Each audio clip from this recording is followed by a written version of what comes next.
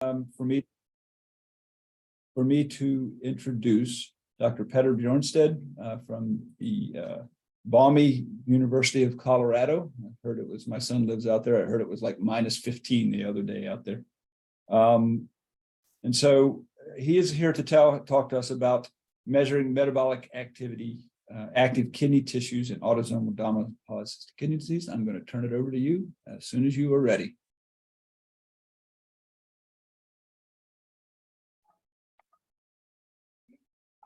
Thank you so much. Thanks for the kind introduction. Can everyone hear me? Yes. Excellent.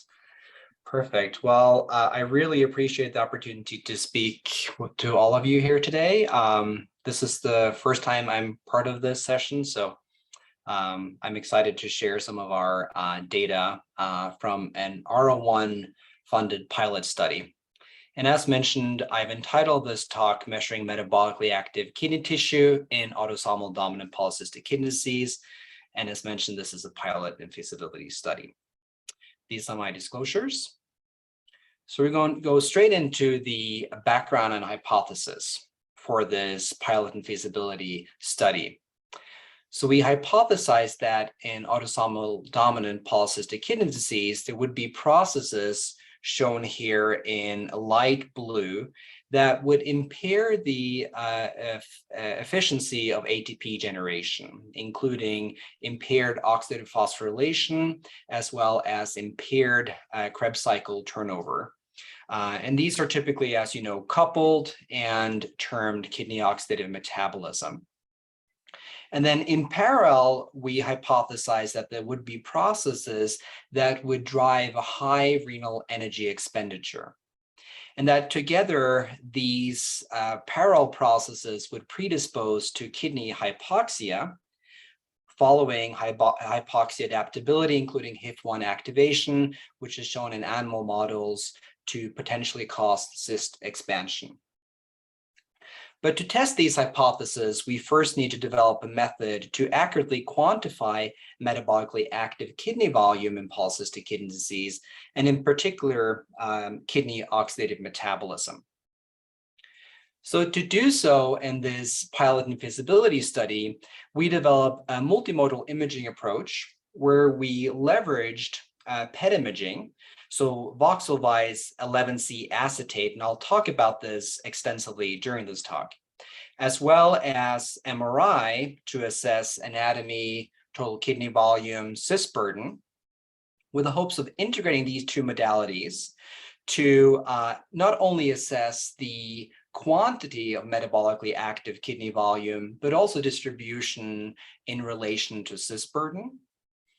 And then also related to parameters of metabolic health, including insulin sensitivity from gold standard clamps, as well as fat mass from DEXA.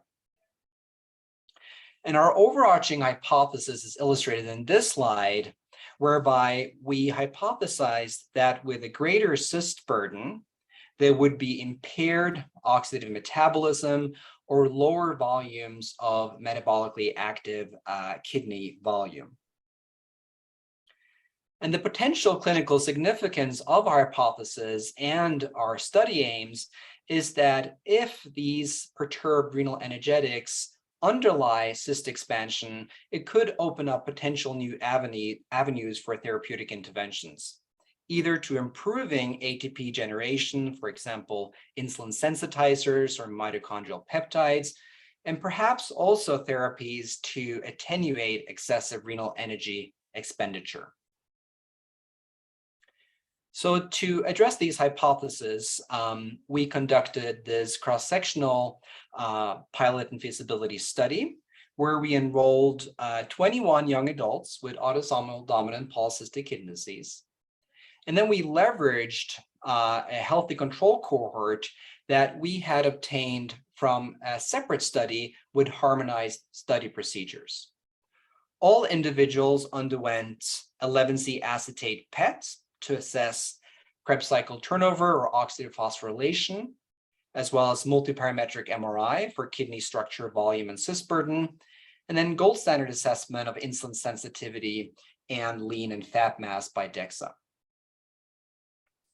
So I wanted to introduce C11 acetate PET scanning, as some of you may not be familiar with this technique.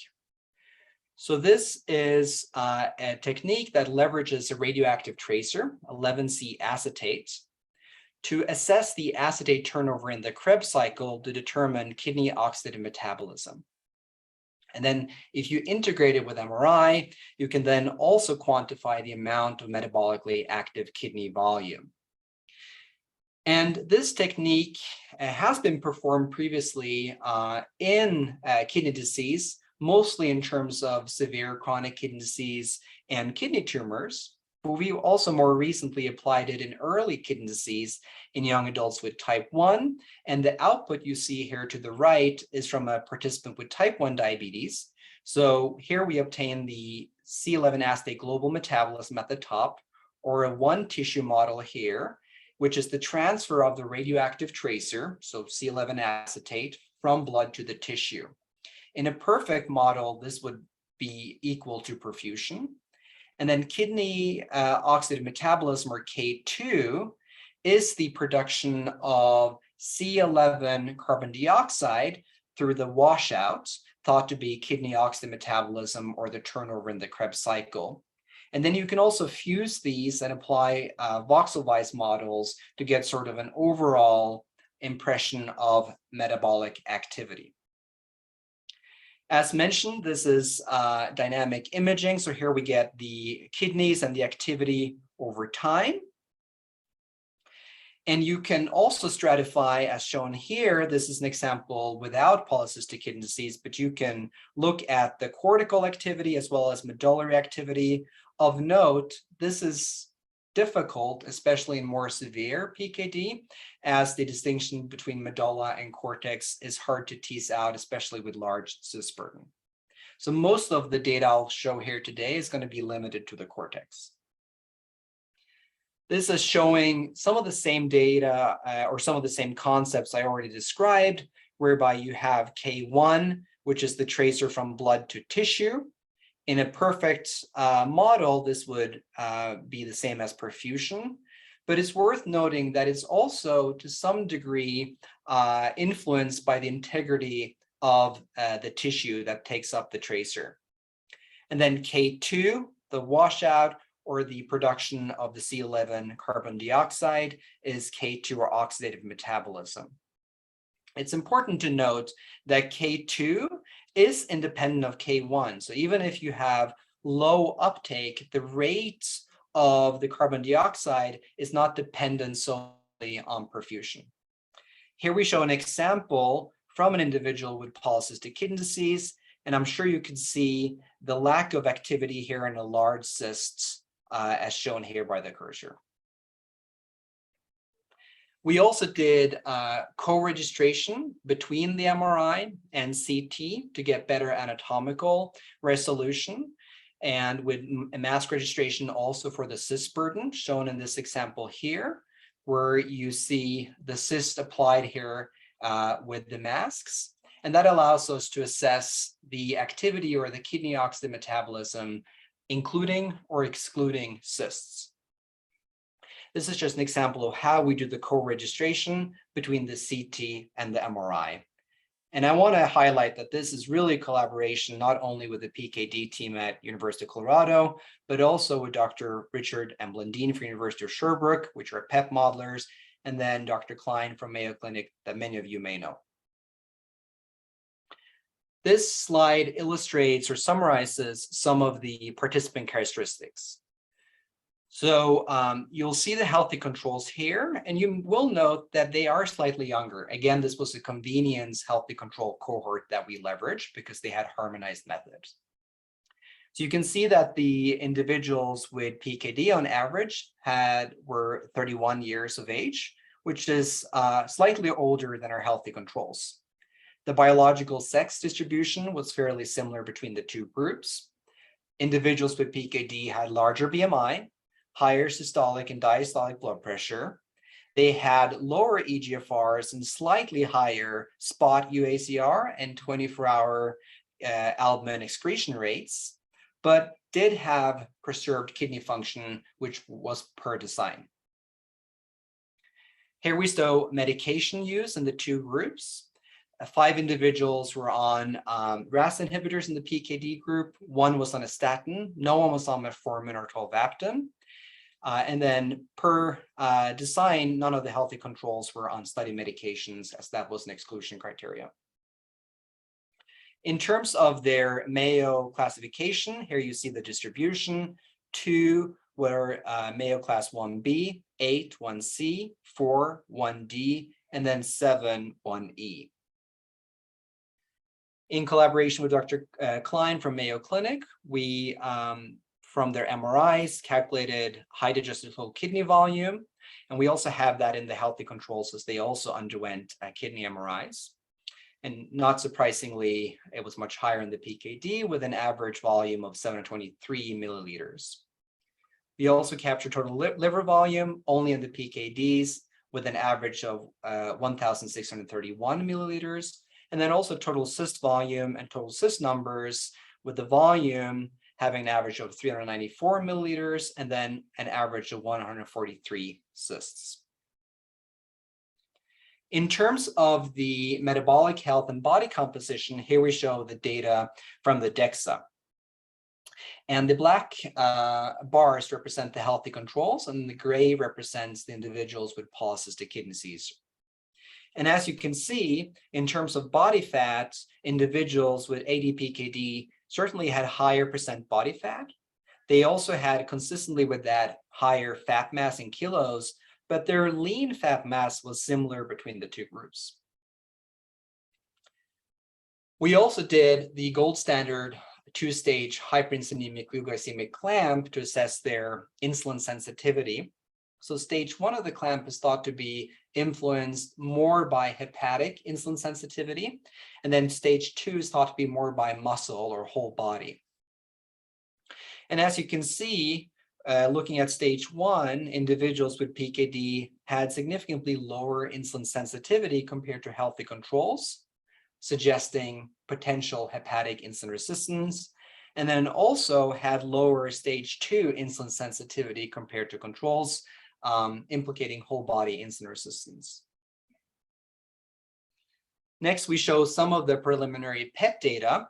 Here we're looking at what's called cortical F, which is an estimate of perfusion derived from the K1 value. So that's a tracer from the blood to the tissue.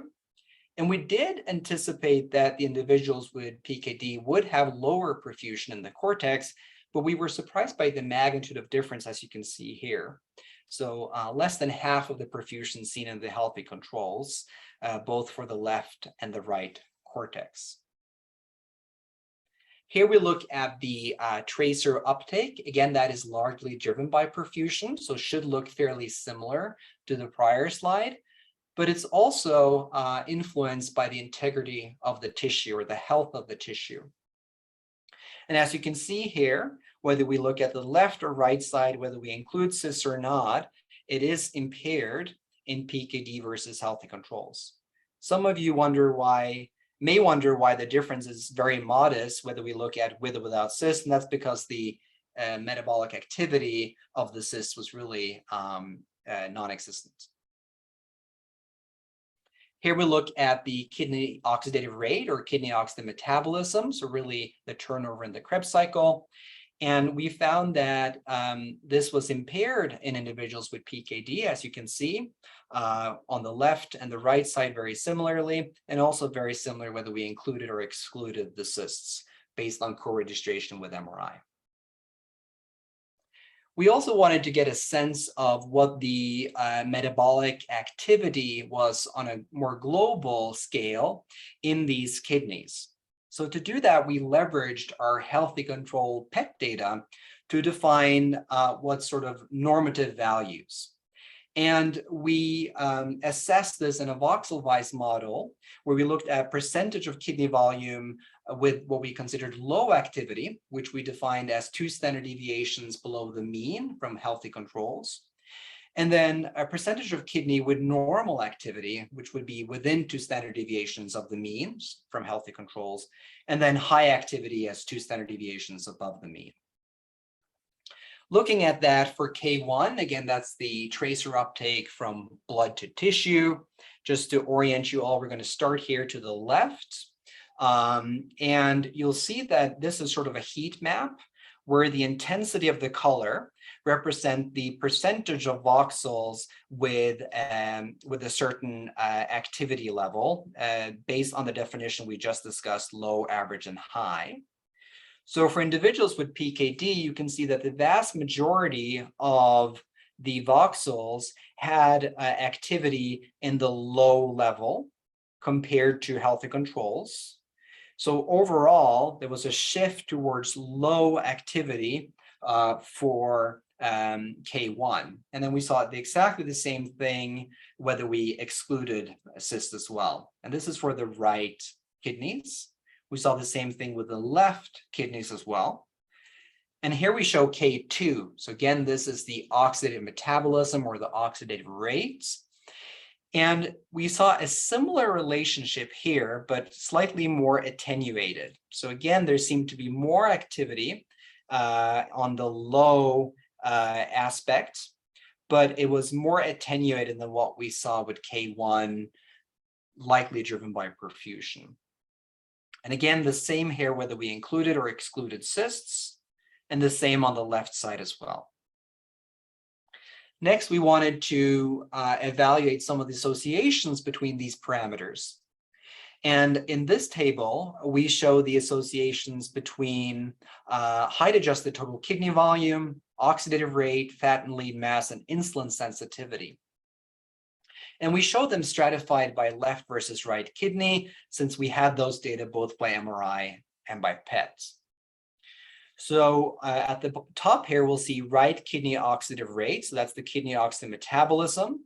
So this was an inverse relationship with right height-adjusted total kidney volume. So what that means is if you had impaired kidney oxidative metabolism, you tended to have larger height-adjusted total kidney volumes, which makes sense. And we saw the same for the left side, actually almost identical. And also we found strong positive associations with fat mass. So the larger the fat mass, the larger the right and left height-adjusted total kidney volumes, which have been shown by others. For the clamps, they did not reach statistical significance, which may be largely driven by the small sample size of this pilot study, because it did approach significance, as you can see here, for stage 1, meaning the more insulin resistant, the larger the total kidney volume. Since we had data on total liver volume, we were interested in that as well, especially since we did calculate insulin sensitivity both at the hepatic and the whole body level. And interestingly here, fat and lean mass did not have an association. Remember, for fat mass, when we looked at total kidney volume, there was a strong association, but for total liver volume, we did not see that association. But here there was a nice inverse association with the clamp insulin sensitivity measures, although it didn't reach full statistical significance for the stage 1, but it did for stage 2. But as you can see from the correlation coefficients, they were fairly strong. So I'm confident this is at least partially ascribed to the small sample size. We were also curious about the associations with perfusion and then K1, so the tracer uptake, especially since these were so suppressed in individuals with PKD compared to healthy controls. And as you see, the associations were very strong. So the lower the perfusion, the higher the total kidney cyst volume, and actually also the higher the total cyst number. This should actually be a negative value here, so apologies for this oversight. And similarly, the lower the tracer uptake, implying lower perfusion, perhaps loss of tissue integrity, also the higher the cyst burden and the higher the total cyst numbers. We did not see an association between K2, so oxidative rate, and total kidney cyst volume and cyst numbers, although as I did show, we did show an association with the total kidney volume. We also were interested in whether we stratified our group of participants into two groups based on their Mayo classifications, whether we still saw differences in cortical perfusion and cortical K1. And as you see, we really did. So 11 of the individuals were between 1A and 1C, shown here in black boxes, and then the gray boxes being 1D and 1E. And as you can see, individuals with more severe disease classification had significantly lower perfusion and cortical K1. Again, this is there's important limitations worth discussing. First of all, these are just preliminary findings. We're still doing further analysis, but there's a small sample size. There's only 21 individuals with PKD. So this is truly a pilot and feasibility study. It was also cross-sectional. And there's some important multimodal imaging constraints worth mentioning. I highlight two here, but there are many more. One is the MRI segmentation provided only whole kidney volumes with no clear distinction of cortex and medulla. Having said that, the distinction even on CT was very difficult for the vast majority of these participants, and that's why we limited our analysis to the cortex, although in a small subset, we could probably also look confidently at the medulla, which is interesting because that's an area of very high metabolic activity. No correction was applied for partial volume, so they may have been spillout from the cortex to the cysts. So again, that's something we are in the process of applying. So to summarize, in this pilot and feasibility study, we showed impaired renal perfusion, insulin sensitivity, and kidney oxygen metabolism in adults with autosomal dominant polycystic kidney disease and preserved kidney function compared to healthy controls. We also found that impaired perfusion and kidney oxygen metabolism associated with higher height-adjusted total kidney volume. And this pilot study also shows the feasibility of integrating PET and MRI to interrogate metabolic perturbations of kidney enlargement and cyst burden in ADPKD.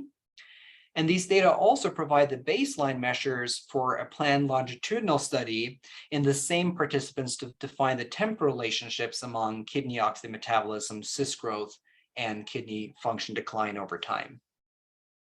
So I'd like to give a special thanks to the CU PKD team, especially since I'm from endocrinology, and they've been incredibly fun to work with and welcoming. And also like to acknowledge my own team, our funding sources, in particular NIDDK, and all my collaborators, and the ones highlighted in red were involved in the study. And I'm happy to take any questions. Thank you. It's open for questions. You can unmute yourself and please ask the question. I'm going to start, and I probably know the answer to this one already, but not all cysts grow at the same rate within the individual kidney. Some are large, some are small. Have you been able, and I don't think your resolution is going to be there to do this, but I'm going to ask have you been able to look at regions where you have really enlarged cysts compared to regions that you have smaller cysts, and is there any correlation within the same kidney? Yeah, so I think what we can do, it's going to be hard with the resolution, you're right. But if we have extreme cases where there's one very large cyst, I think we could quantify with the voxel vise. Let me see if I can go back and just show this conceptually. I think we can show it. So, let's say there's an individual with very large cysts, but then areas that are mostly preserved without cyst burden. Then we could, with a voxel vise model, quantify the metabolic activity around that cyst and compare it to an area, let's say around this small one, and compare the two. There should be sufficient resolution for that, but we haven't looked specifically at it. We'd have to identify individuals where that type of analysis would work. And it would probably be mostly descriptive and probably would not be powered to do any meaningful analysis, I'm afraid, but it could maybe be descriptive. I was worried about that. Good. Yeah. Kristen, do you want to ask your question? Or... Hi, Christian, Hannah. Is it you calling me? Sorry, I'm in a Yes. in a public conference area. So, hey, thank you so much for the discussion, Christian Hanna, Pete's nephrology, new to the PKD ward. I noted difference in the and a pediatric nephrology. I note the difference in the BMI between the healthy control and the ADPKD. It just came to my attention. That question can be answered by adult, because in pediatric kidney, usually the kidney are not that heavier. Could the kidney size and the weight of the ADPKD patient contribute to the difference in the BMI? Oh, good question. Probably. No, I mean, it probably would maybe contribute a little bit, but I don't think it would explain the difference, right? Because if you look at the volume differences, I don't think it would account for the BMI difference between 25 and 31. It probably contributes, but I don't think it would completely explain the difference in BMI. Okay. And also note that they do have differences in fat mass as well, right? Consistent with the BMI differences. Thank you. Other questions? Michael. Yeah, I have a question. So do you, thank you so much for a very nice presentation. Very exciting. I was curious, if you look at association with stages of chronic kidney disease, or like GFR, and whether those relationships were different from the Mayo Imaging classification.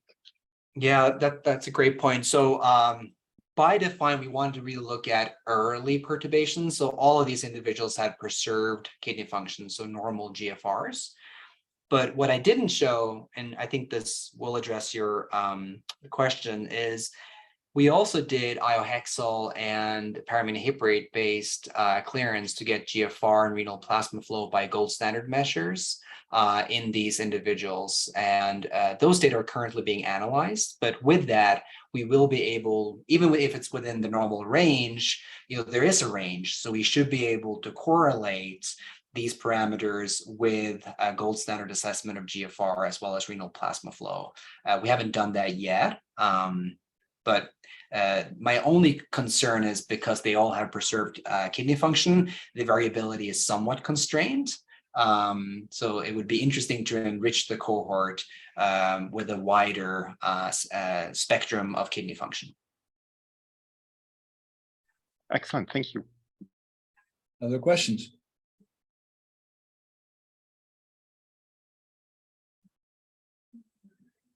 Abigail, would you like to ask your question? I'm trying to get people to speak up so that we get to know people and things like that. Yeah, absolutely. Happy to. Sorry if it's a little loud in the background. I am really interested in this. I was wondering if you have sort of done this type of metabolic imaging on patients that maybe have renal cell carcinoma or other types of highly proliferative cells. And if so, what would, or if not even, what would you kind of expect? I guess I'm struggling with just sort of understanding the metabolism of these, like what we think of as highly proliferative cells, but then of course also with cystic disease, we have limited perfusion and function. So just the balance of those things. Yeah, Thank you. It's a great question. So there is one paper, I'm blanking on the first author, from 1996, where they did look at, they did C11 acetate in a small subset of individuals with renal cell carcinoma. And I can try to send you that paper if you put your email address in the chat, because I believe I have it somewhere. And they found a perturbed metabolism, and I believe they saw higher metabolism, if I remember correctly, which obviously would make sense. They also did look at chronic kidney disease, not PKD, but I think it was related to diabetes, and found impaired metabolic activity in those individuals. We've also, as I mentioned in one of the initial slides, looked at young adults with type 1 that also had the C11 acetate PET. And even though they had also preserved kidney function and very, very early in their disease with good glycemic control, also show suppressed kidney oxidative metabolism. And in that in that specific study, we also did kidney biopsies. So we were able to look from single cell RNA sequencing on the transcripts in the proximal tubule of transcripts of the Krebs cycle, and they were suppressed. And then in a subset, we also did spatial metabolomics, so we could look at the metabolites of Krebs cycle, and also found that those were lower. So it does seem like the impaired kidney oxygen metabolism is a process of early disease. Unclear to me what's causing it. Is it associated with perhaps insulin resistance or a mitochondrial dysfunction? Is it a function of poor perfusion and then transcriptional changes happening? I'm not sure, and obviously we can't address that with this study, but I think that's really important questions that I would love to think more about, and also happy to hear your thoughts about it. Thanks very much. Really interesting. Other questions? I have a question. This is Rebecca Lepping from the University of Kansas. Very interesting presentation. Thank you.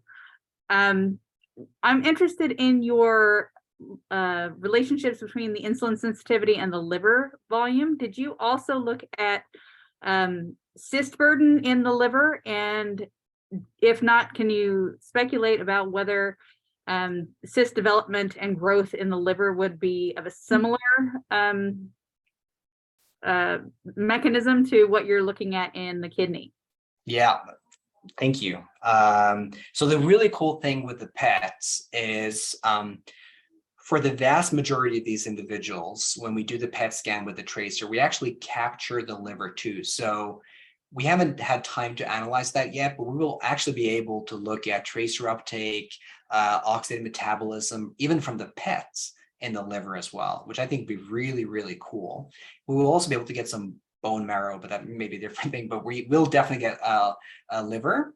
I'd have to ask Dr. Klein whether we could, he can use his models to quantify the cyst volume and cyst number from liver.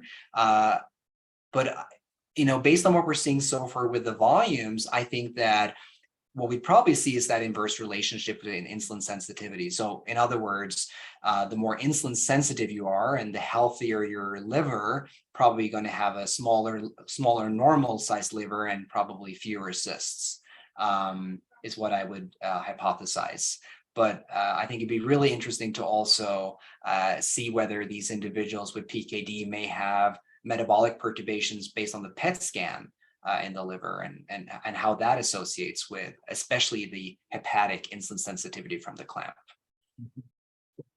Very exciting work. Thanks. Dr. Watnick, you want to ask your question? Yeah, sure. Great talk. I really enjoyed it. So I'm sure I also know the answer to this question. You probably don't have enough people, but wondering if you saw or have any plans to look at metabolic differences between males and females. There was some data in mice suggesting that was the case. So yeah, we're probably gonna, we should certainly look, right? We had slightly more females than males, but I think we can certainly look and see if there's any signal there. And then we do have hopes of expanding it. So maybe with a larger sample size, we would be able to address that. And from our, again, I know this is a very different disease group, but from our type 1, we do see important differences between males and females, biological sex, for kidney oxygen metabolism as well as clamp measures. So it'd be very interesting to see if we see something similar. So what were the differences you saw in the? We saw actually, we saw worse insulin resistance in the women, and also more impaired kidney oxygen metabolism based on the PET. So that's kind of interesting, just because in PKD, males tend to have worse. Yeah, so maybe that'd be really interesting, right? If we see that dichotomy between the two disease groups. Thank you. Fung, you want to ask your question? Yeah. Well, thank you very much for the nice talk. I have a question based on the animal study. The PKD is associated with increased glycolysis. So I'm not familiar with your technique. Would you expect to detect glycolysis as well? So with our current tracers, we cannot assess glycolysis. There are other tracers you can use to interrogate that, but we're going to be limited to the Krebs cycle because we're using C11 acetates. But with these tracers and the ability of the cyclotrons to produce distinct tracers based on what metabolic pathway you want to interrogate, I think that is possible. I just don't have experience with it. Okay, thanks. Other questions? Wonderful discussion. Actually, this is Michael. No, Michael, go ahead. go ahead, Michael. Okay, I have one more question. When you look at these sort of metabolic biomarkers, did you try to standardize the protocol in terms of the diet that these study participants took? Yeah, good question. So we did provide diet advice, both and also exercise advice. So we sort of provide instructions on following a diet for, it's really only for 5 days prior to the study procedures. That's our standard approach for all clamp studies. So we employed the same thing for this study, but it's hard to know exactly if they follow that. It's not like we're doing urine studies to check their urea or protein levels or salt levels to make sure they're compliant. So take it with a grain of salt, but we do provide sort of a fixed diet instructions. We don't provide them with the diets, but we provide instructions on what diet to follow, and also limit strenuous exercise, avoid caffeine and alcohol, tobacco prior to study procedures. But again, we're not assessing whether they did follow our advice. So I'm sure from your experience too, it's hard to know exactly what they did. Final question? So at the end of this, well, again, thank you very much for a wonderful talk. We, as a group here, reverse this a little bit and ask you whether there's something that the PKD RRC could be doing to help you achieve your goals in your research. So I'm going to ask you that question. And if, I don't want to put you on the spot or anything like that, but if there's anything that we could do to help, we are here to do that. And, if you don't think of anything now, I'm hoping you will reach out to us for sure in the future and say, hey, I need something made for me or something like that we can help with. So no, thank you. I just want to, first of all, thank everyone. This is great, really fantastic discussion. And I have so many more ideas now. I want to, go back to the data and do additional analysis based on this. So this is incredibly helpful. Our hope is really to expand this. This was really a feasibility to show that you can do these scans on much larger kidneys where there is significant cyst burden.